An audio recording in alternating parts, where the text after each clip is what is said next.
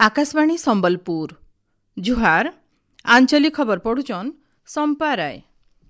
Make in India अभियान भारत के पूर्थिन उत्पादन और प्रस्तुति क्षेत्र थी गोटे स्वतंत्र जगह देइछे बोली प्रधानमंत्री नरेंद्र मोदी कहिछन।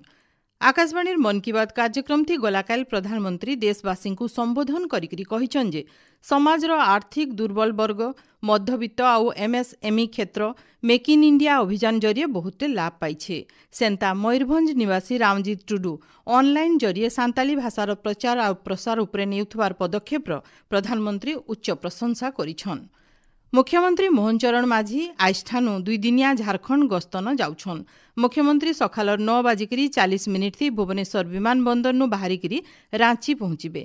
सेनु हेलिकॉप्टर जरिए पश्चिम सिंहभूम न पहुंचबे। आज दिनर 1 बजे जमानी मैदान न परिवर्तन सभा थी मुख्यमंत्री जोग देबे। इतार उतरु उपरबेला 3 बजे माझगांव स्कूल पड़ियान सभा के भी संबोधन करबे। आयबा काल मुख्यमंत्री चाइबसान गुटे जनसभा के संबोधन करबे। इतार उतरु उपरबेला 4 बजे रांची नु बाहरिकी भुवनेश्वर फिरबार कार्यक्रम रहिछि। राज्य सरकार आईपीएस स्तर थी बड़ धरणर अदल बदल करिछन। 49 जन आईपीएस अदल बदल सांगे 5 जन ओपीएस को जिला न एसपी भावे नुआ नियुक्ति मिली। ई 5 जन को मिसेकरी 22टा जिला नुआ एसपी को दायित्व दिया। इटा के नेकरी गृह विभाग तरफ गलाकाल विज्ञप्ति बाहरी।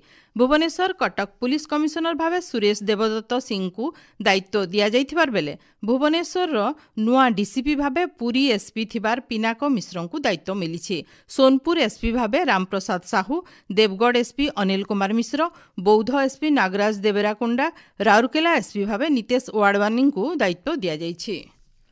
मन की बात कार्यक्रम थी 10 बछर पूर्तिर विशेष संस्करण थी प्रधानमंत्री नरेंद्र मोदी मातृभाषा लिपि आर कथित भाषा उपरे चर्चा करिछन। जनजाति समुदायंकर कथित भाषा सांतालीर प्रचार प्रसार करुथबार मयूरभंज जिलार रामजीत टुडूंकर विषय आलोचना करिथिबारनु प्रधानमंत्री को केंद्र शिक्षा मंत्री धर्मेंद्र प्रधान कृतज्ञता जनाइछन।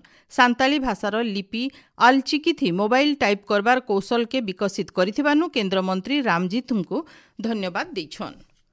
समवाय समितिर सशक्तिकरण लगी 2 दिनिया जातीय स्तरीय समीक्षा बैठक आजठानु भुवनेश्वर न हेबा। ई बैठक के केंद्र समवाय मंत्रणालय शासन सचिव आशीष भूटानी मुख्य अतिथि आर ओडिशार मुख्य शासन सचिव मनोज आहूजा सम्मानित अतिथि भावे जोग देकरी उद्घाटन करबे। इथि देशर सबु राज्य और 4टा केंद्र शासित अंचल प्रतिनिधि माने जोग देबे। देश 2 लाख नुआ आदर्श प्राथमिक कृषि समवाय समिति, प्राथमिक दुग्ध उत्पादन और मत्स्य समवाय समिति गठन उपरे बैठक थी आलोचना हेबा।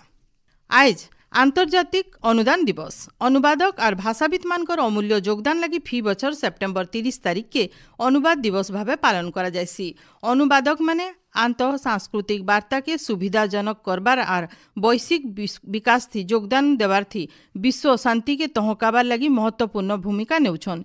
ई बछरर अनुवाद दिवस वार्ता हेउचे अनुवाद संरक्षण गुटे कला और स्वदेशी भाषा लगी नैतिक और भौतिक अधिकार। युक्त 3 क्लास थी परिवेश शिक्षा पढ़ा जिबा। इथि लागी तैयार हेतिबार करिकुलम फ्रेमवर्क के लागू करा जिबा। इटा के नेकरी विश्वविद्यालय अनुदान आयोग यूजीसी तरफु सबु विश्वविद्यालय कुलपति और कॉलेज अध्यक्षों को चिठी लिखा जाइछि। इथि कहा जाइछि जे युक्त 3 थी परिवेश शिक्षा पाठ्यक्रम लगी यूजीसी मार्गदर्शिका और करिकुलम फ्रेमवर्क करा जाइछि। इताके गला बछर जून 5 तारिख दिन शुभारंभ करा जाइथिला। ए पाठ्यक्रम थी जलवायु परिवर्तन, वर्ज्य वस्तु परिचालना, जैव विविधता संरक्षण, सामग्रिक विकास बागिर भिन्न भिन्न जटिल समस्या उपरे छात्र छात्री माने पढ़बे। नुआपड़ा जिला खड़ियाल सहर न हेबार के थिबार दुर्गा पूजा के नेगिरी शांति कमिटी बैठक गलाकाल हो जाइछे। बैठक थी एसडीपीओ अरुण अभिषेक बेहरा अध्यक्षता करिथिले। आयबा महालयानु विजया दशमी तक पार्वण हेबार के थिबार बेले हजार हजार लोकर भीड़ के नजर थी रखिकी सहर न शांति श्रृंखला बजाय रखबार उपरे आलोचना हेइथिला।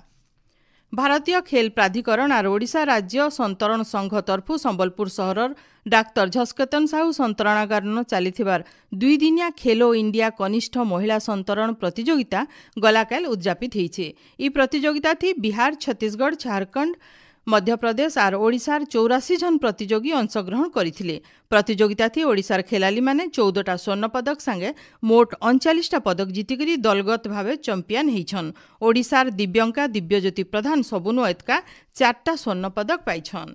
एचनिर आंचलिक खबर इन शेष है। आरबेलर आंचलिक खबर सुनी पारबे राति 7:02 थी। जुहार।